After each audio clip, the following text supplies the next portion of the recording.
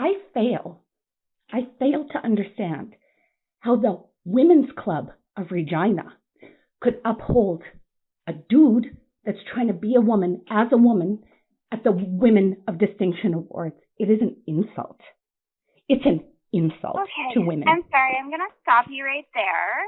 We stand by having Fae Johnstone as our speaker for this year's award. The Regina YWCA, a women's organization with the mandate to eliminate racism, empower women, stand up for social justice, help families, and strengthen communities, has hired a biological male to speak on behalf of women's issues. I have a plan to fight back at firefae.ca, but I need your help to do it.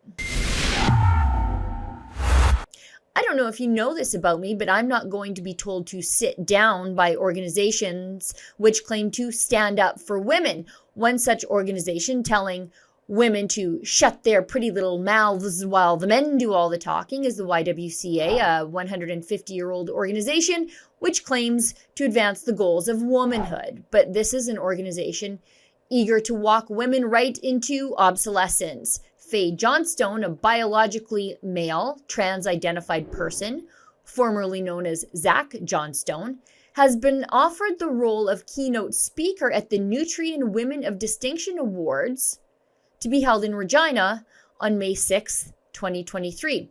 Johnstone, on the national board of the YWCA, was recently involved in a controversy when Hershey's hired the activist as one of 5 women to be featured in the chocolate company's special Women's Day campaign, resulting in swift backlash from biological women and the men who love them. Johnstone's hiring by Hershey's spawned Jeremy's Chocolate, a Daily Wire response to Hershey's wokeism. Chocolate for him and chocolate for her, for the two genders, wherein the chocolate bar for him was the only one with nuts. In a further slap in the face to women, one of the nominees for the YWCA Regina Women of Distinction Awards for Igniting Equity is a transgender activist named Kat Haynes. Look at this.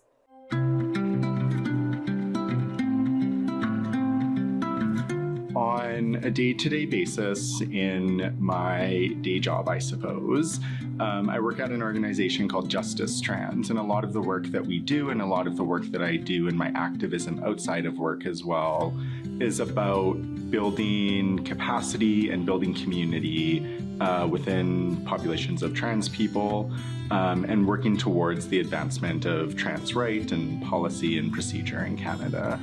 I grew up in Regina without any trans visibility, without any visibility of actual real live trans people. And it took me until my mid to late 20s when I moved to San Francisco and met other trans people to realize this part about myself. And I was blessed to be surrounded by brilliant and inspiring trans people who were really committed to building community.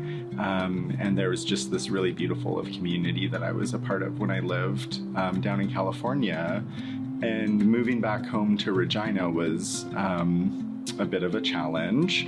And when I moved back here, I wasn't able to find the kind of community that I was looking for and the kind of activism that I was looking for. And so I really set about to start making some of those tangible changes in our community and building some of that capacity so that that work can happen. The YWCA obviously ignored the previous concerns of women about Johnstone taking their opportunities when they hired Johnstone to be the plenary speaker at the organization's upcoming awards.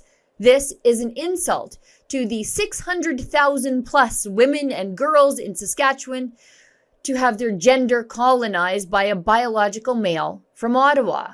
YWCA Regina continues to dismiss the concerns of women on social media, locking the organization's Twitter account to prevent criticism from the public, and women who call the organization with grievances are subject to patronizing accusations of transphobia and intolerance from the staff. Now, if you look at the values page of the YWCA, you'll see this: a women's perspective. Women must take leadership in shaping society's direction in order to achieve equity and equality for all women. But this is what happens when women offer their perspective on Fae Johnstone. This is my friend Lise Merle, a woman of distinction from Regina in her own right, someone with a gaggle of kids and a sassy attitude, calling the Regina YWCA to tell them what she thinks of all this madness. Listen. My name is Adrian. Adrian, hi. My name is Lise Merle, and I'm calling from Regina, which is where I live. Adrian, I have a couple questions about your keynote speaker at the Women of Distinction Awards. Okay, so there was a recent announcement that a speaker called Fae Johnstone is the keynote speaker for the Women of Distinction Awards. And I understand that Fae Johnstone is not an original recipe woman. And I fail to understand how the Women's Club of Regina could uphold a dude that's trying to be a woman as a woman at the Women of Distinction Awards. It is an insult.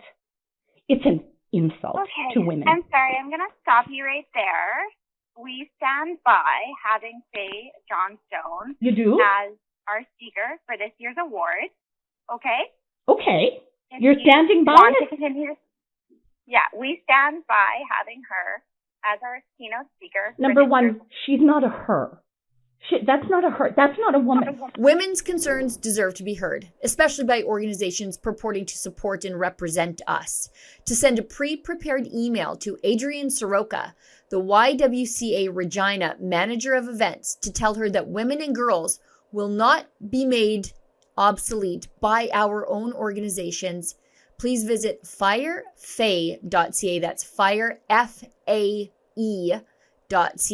And to sign our petition asking the YWCA Regina to rescind this nonsensical invitation to Fae Johnstone to speak on behalf of women and girls, you can do that on the same website, firefae.ca. And I will make sure the YWCA Regina gets this in their hands from my hands, from a biological woman, a wife and mother with 2 daughters of my own.